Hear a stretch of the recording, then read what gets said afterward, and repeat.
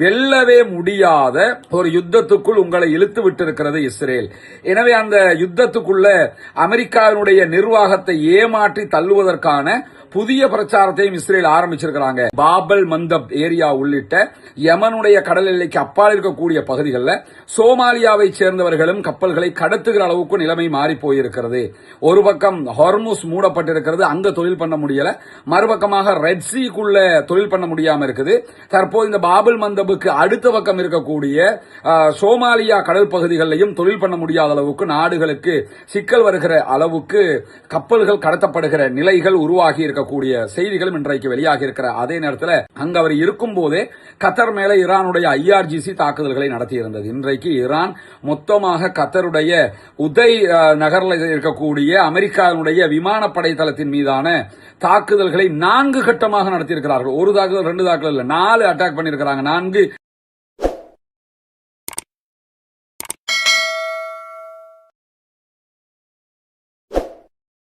அன்பிற்கினிய சகோதர சகோதரிகளே, நம் அனைவர் மீதும் ஏக இறைவனுடைய அமைதியும் கருணையும் உண்டாகட்டுமாக என்கிற உயரிய பிரார்த்தனைகளோடு இன்றைய நாளிலும் மத்திய கிழக்கிலே பல முக்கியமான சம்பவங்களும் செய்திகளும் வெளிவந்திருப்பதை நம்ம பார்க்க முடியும்.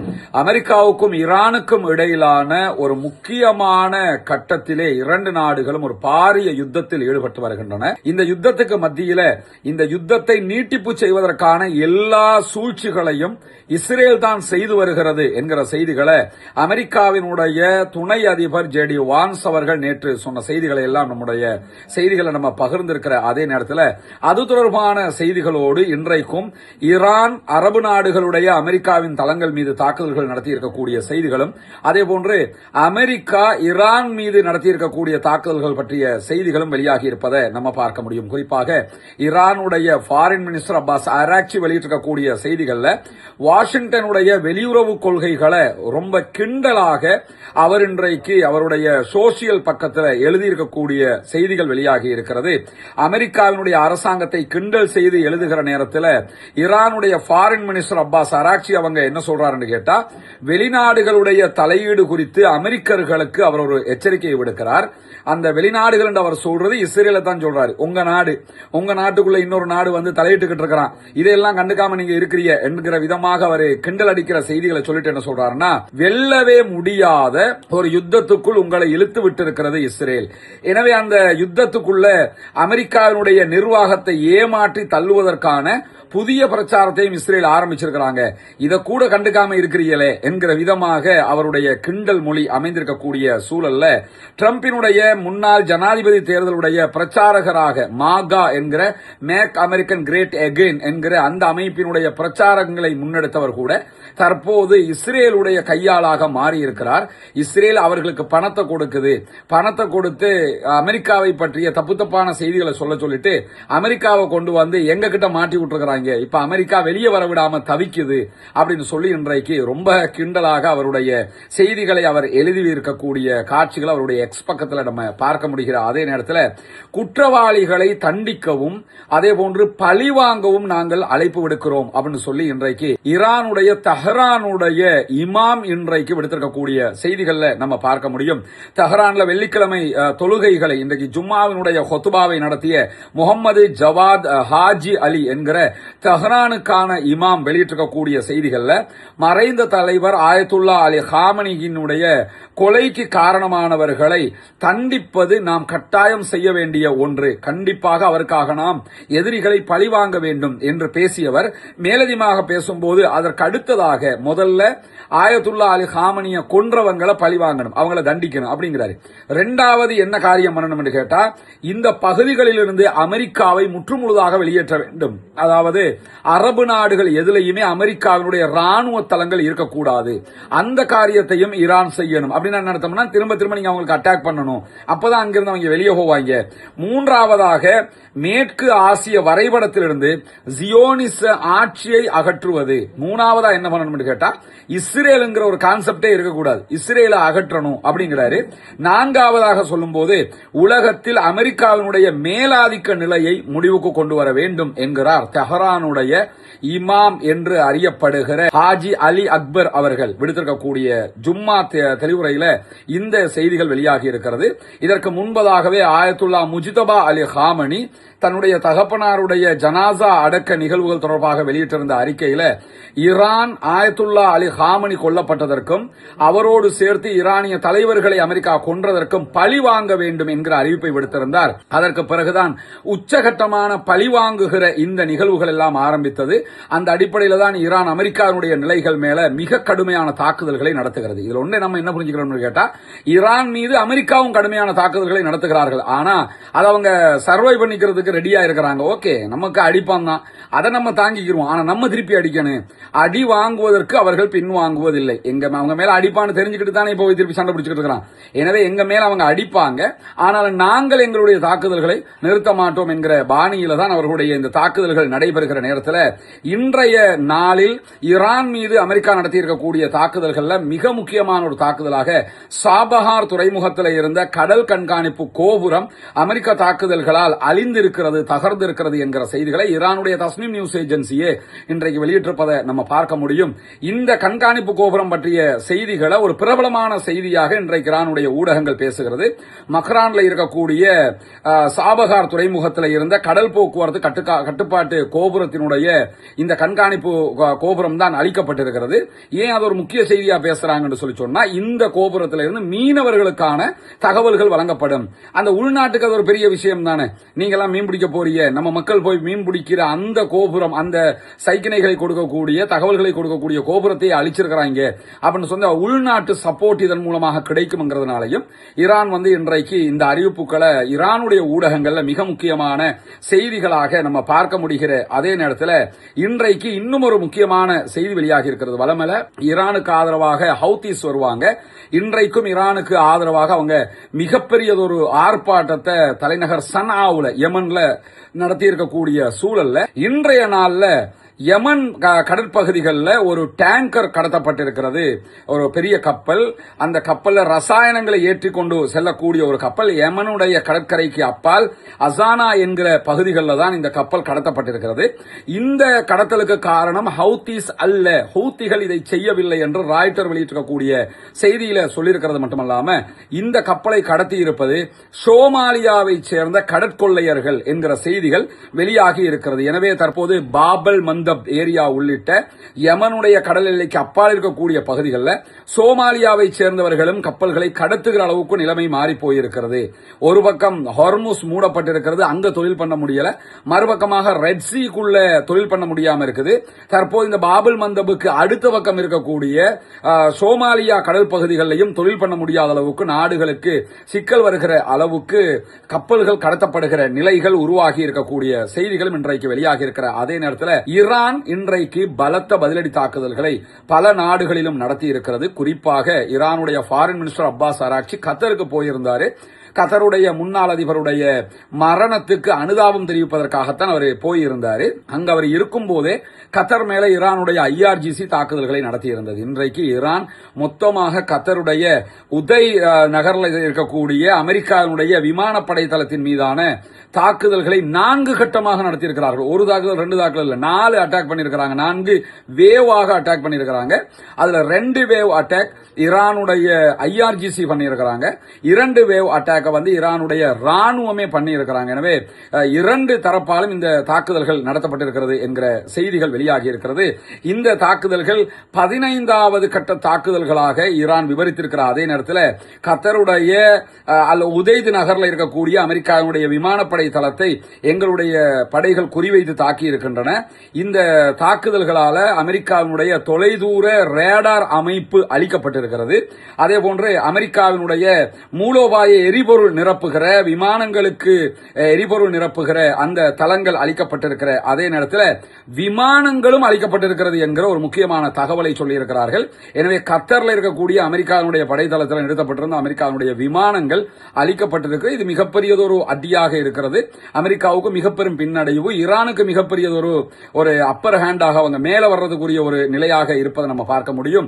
அந்த அளவுக்கு மிக கடுமையான தாக்குதல்கள் நடத்தப்பட்டிருக்கின்றன. IRGCயும் அதே போன்று ஈரானுடைய ராணுவமும் வெளியிட்டிருக்கக்கூடிய செய்திகள்ல நம்ம பார்க்கிற அதே நேரத்தில் இன்றைய நாள் ஈரான் ஒரு முக்கியமான அறிவித்தல் விடுத்திருந்தாங்க.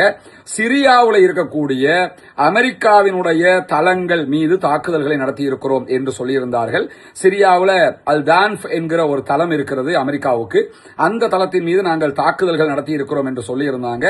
அந்த தளம் ஜோர்தான் ஈராக்கில் அந்த எல்லையில் இருக்கக்கூடிய ஒரு ராணுவ தளம். அந்த தளத்தின் மீது ஈரான் எந்த தாக்குதல்களையும் நடத்தவில்லை அப்படின்னு சொல்லி இன்றைக்கு சிரியா வெளியிட்டிருக்கக்கூடிய அறிவிப்புல சொல்லி இருக்கிறாங்க. ஈரான் கிளைம் பண்றாங்க நாங்க அட்டாக் பண்ணினோம்னு.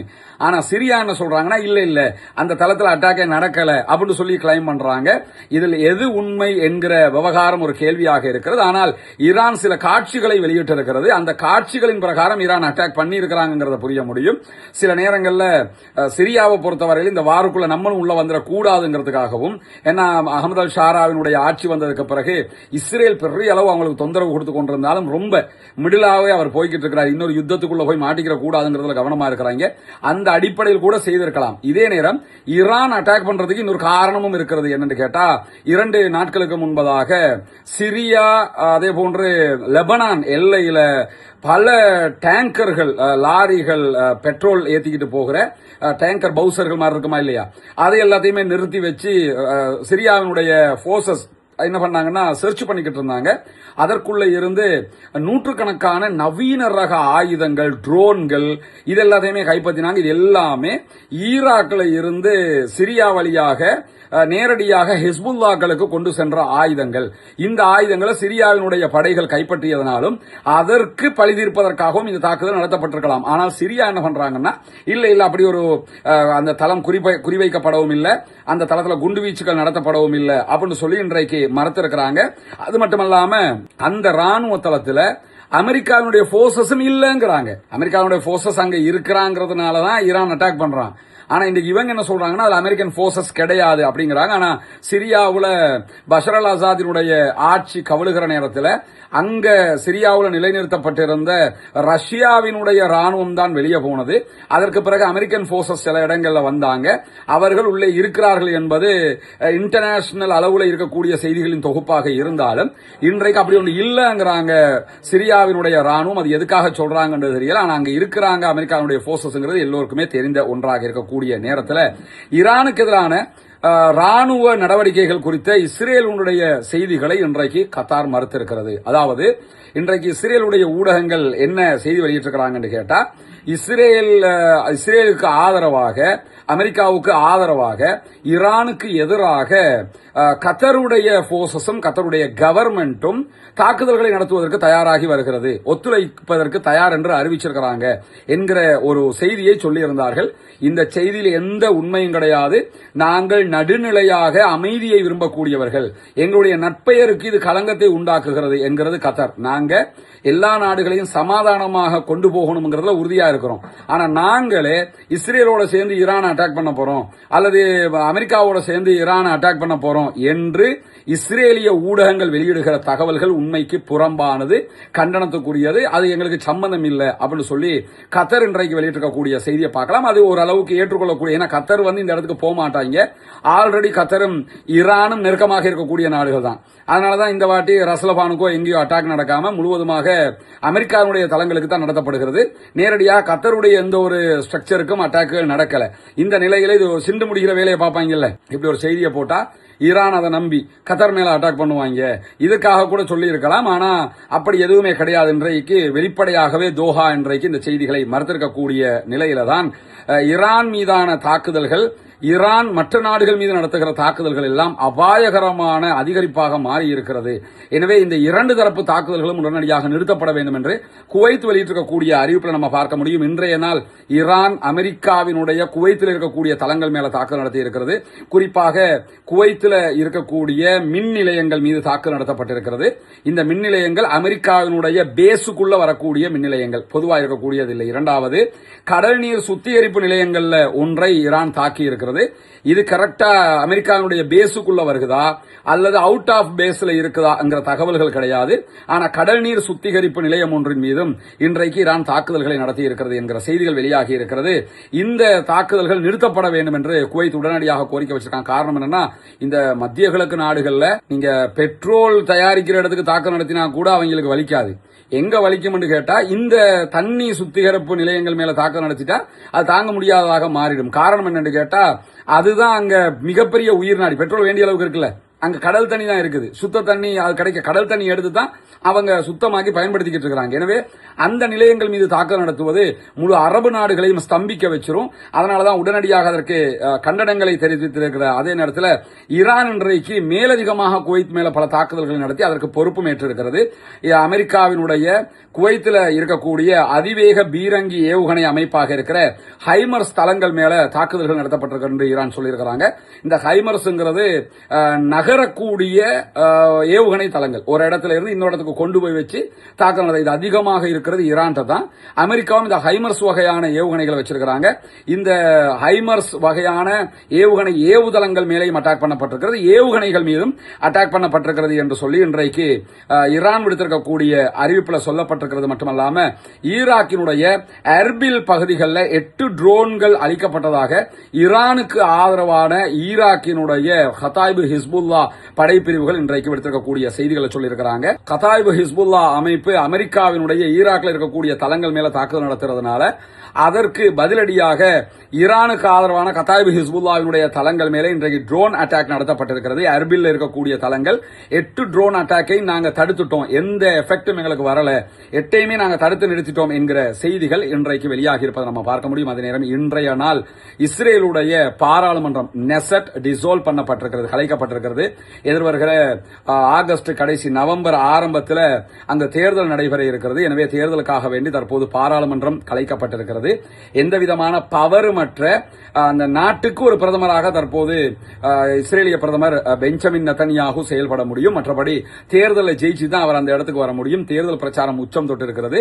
இந்த பாராளுமன்ற கலைப்பு, அதை ஒட்டி நடக்கக்கூடிய சில முக்கியமான செய்திகளை தனித்த ஒரு வீடியோவாக நாளைய தினம் நம்முடைய ரஸ்மின் டாக்ஸ் என்கிற யூடியூப் சேனலை நீங்க பார்த்துக் கொள்ள முடியும். தொடர்ந்து இணைந்திருங்கள். ரஸ்மின் மேசி நியூஸ் மற்றும் ரஸ்மின் டாக்ஸ் ஆகிய 2 சேனல்களோடு ஆக்கிரமிப்புகள் ஓய வேண்டும், ஆக்கிரமிப்பாளர்களும் ஓய வேண்டும் என்கிற உயரிய பிரார்த்தனைகளோடு ஆக்கிரமிப்பாளர்களுக்கு எதிராக தொடர்ந்தும் ஜனநாயக ரீதியாக குரல் எழுப்புவோமாக. வாஹிர் தஅவானா அல்ஹம்துலில்லாஹி ரப்பில் ஆலமீன்.